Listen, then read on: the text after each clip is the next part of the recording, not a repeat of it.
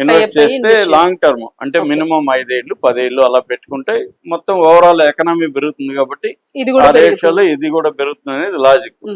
దాంట్లో పెద్ద లాసులు రావు కొంత స్టడీ చేసి పెడితే, కానీ ఈ ట్రేడింగ్ వల్లే పోతాయి. సో ఈయన అదే ట్రేడింగ్ లో చేసి 36 లక్షలు లాస్ వచ్చిందని చెప్తున్నారు. సో 36 లక్షల లాస్ రావడంతో ఇతను అప్పులైపోయినాయి. సో అప్పులైపోయి ఏం చేయాలో తెలియక ఇతను చనిపోవాలని డిసైడ్ అయ్యి భార్యకి నేను ఊరు వెళ్తా ఉన్నాను మా కంపెనీ తరపున అని చెప్పి బయలుదేరాడు. బయలుదేరిన కొంత సమయానికి ఈమె చూస్తే ఇంట్లో అతని ఫోన్ ఉంది. అరే ఫోన్ వదిలేసి వెళ్ళిపోయాడే అని చెప్పి ఈమె ఫోన్ తీసుకుని అతనికి ఇవ్వడానికి వెనక బయలుదేరదామని ఫోన్ తీసుకుంటే ఆ ఫోన్ లో ఒక మెసేజ్ కనబడింది.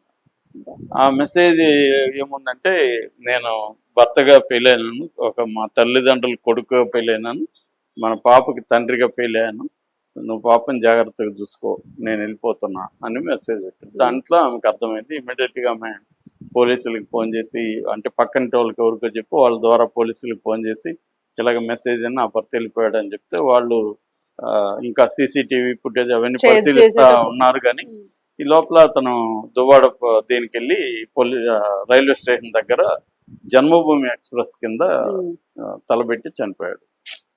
సో అంటే ఇక్కడ ఏంటంటే ఫైనాన్షియల్ ప్రాబ్లమ్స్, నేను ఇందాక చెప్పిన కారణాలలో family problems, health, financial problems ఇవి ప్రధాన కారణాలుగా మగవాళ్ళ ఆత్మహత్యలకి ఇండియాలో ఉందన్నమాట. సో మనకి ఈ మధ్య కాలంలో కనబడేది ఎక్కువగా ఫైనాన్షియల్ ప్రాబ్లమ్సే కనబడుతున్నాయి భర్తల ఆత్మహత్యలకు సంబంధించి. ఇప్పుడు వీళ్ళందరూ కూడా చనిపోయిన, ఇప్పుడైతే అందులో మనం చెప్పుకున్న ముగ్గురులో ఒక అమ్మాయి ఉంది. ఆ అమ్మాయిది ఒక different health and social 2 angles ఉన్నాయి అమ్మాయి. ఎందుకంటే అబ్బాయిలు పెళ్లి చేసుకోవాలి కానీ ఇలాంటి తల్లి మాకు వద్దనేది అబ్బాయిల వైపు. ఎందుకంటే ఒక బర్డన్ ని తీసుకోవాలా, ఆల్రెడీ పెళ్ళే బర్డన్ ఫీల్ అవుతారు కదా అనేక, అంటే వాళ్ళ ఫ్రీడమ్ బాధ్యతలు. ఇప్పుడు తల్లిని చూసుకోవాలని ఇంకొక హెల్త్ బాగాలేని తల్లి అంటే ఖర్చు పెట్టాలి, ఇవన్నీ ఎందుకు, వేరే ఆప్షన్ చూద్దాము అనుకునే వాళ్ళు ఉంటారు కదా. సో అది ఆ అమ్మాయికి బర్డన్ అయిపోయింది. సో అలాగా అంటే దాంట్లో హెల్త్ ఇష్యూ ఉంది, సోషల్ యాంగిల్ కూడా ఉంది. మామూలుగా ఇప్పుడు ఈ సాఫ్ట్వేర్ వాళ్ళు వీళ్ళు చేసుకోవడానికి కూడా ఏంటంటే ఈ మధ్య కాలంలో ఏమైందంటే కోవిడ్ తర్వాత కాలంలో ముఖ్యంగా ట్రంప్ వచ్చిన తర్వాత ఆత్మహత్యలు బాగా పెరిగాయి ప్రపంచవ్యాప్తంగా కూడా. ఎందుకంటే ఉద్యోగాలు పోవడం, ఉన్న ఉద్యోగస్తుల మీద ప్రెజర్ పెరగడం, షేర్స్ డౌన్ అయిపోవడం, ఇవన్నీ అంటే ఉద్యోగస్తుల మీద కూడా ఎక్కువ వర్కింగ్ అవర్స్ పెరిగాయి. వాళ్ళకి ప్రొడక్టివిటీ ఇవ్వాల్సిన ప్రొడక్టివిటీ పెరిగింది, ఎందుకంటే కట్ చేసి తక్కువ మందిని పెట్టుకుంటున్నారు.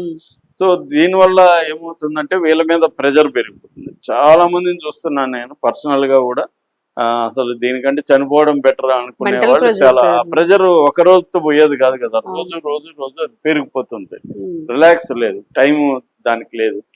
రెండోది ఏంటంటే వీళ్ళు ముందుగానే ప్రాపర్టీస్ కొనడము, కార్లు కొనడము, వాటికి ఈఎంఐలు కట్టడము, ఇది అంటే మన ఫ్యూచర్ ని కూడా తాకట్టు పెట్టేసి దాన్ని కట్టుకుంటూ బతకాల్సిన పరిస్థితి ఏర్పడుతుంది. సో ఈ ప్రెజర్ అనేది ఎక్కువ తీసుకునేస్తున్నారు. ఎందుకు ఎక్కువ తీసుకుంటున్నారంటే అగైన్ భయం ఉంది అందరికి, ఫ్యూచర్ మీద భయం ఉంది. ఇంతకుముందు అంటే గవర్నమెంట్ ఉద్యోగం అంటే మనం ఎక్కడ స్టార్ట్ అయ్యి ఎండ్ కూడా తెలుసు వీళ్ళకి. ఇవాళ ఏ జాబ్ లో చేరినా నెక్స్ట్ ఏంటి తెలియదు, ఇది ఎన్ని రోజులు ఉంటుందో ఏంటో తెలియదు. అందుకని ముందుగానే సేవ్ చేసుకోవాలి, ప్రాపర్టీస్ పెట్టుకోవాలి. ఇవి ఇంతకు ముందులాగా సింపుల్ లైఫ్ ఎవరికి లేదు. ఎంత డబ్బు వచ్చినా సరిపోదు. సో ఈ ప్రెజర్ అనేది అందరికి పెరుగుతుంది. ఇది మామూలు వాళ్ళ దగ్గర నుంచి, మొన్న కాన్ఫిడెంట్ గ్రూప్ సిఏ జాయ్ అని ఆయన కూడా చైర్మన్, ఆయన కూడా ప్రెజర్ తోనే చనిపోయాడు. సో ఈ ప్రెజర్ ని డీల్ చేయడం అనే దగ్గరే ఇప్పుడు అందరూ ఫీల్ అవుతున్నారు. ఇక్కడే సైకాలజిస్టుల అవసరం ఉంటది, కానీ ఎవరు సైకాలజిస్టుల దగ్గరికి పోయి ప్రెజర్ ని మాట్లాడి చేసే పరిస్థితి లేదు.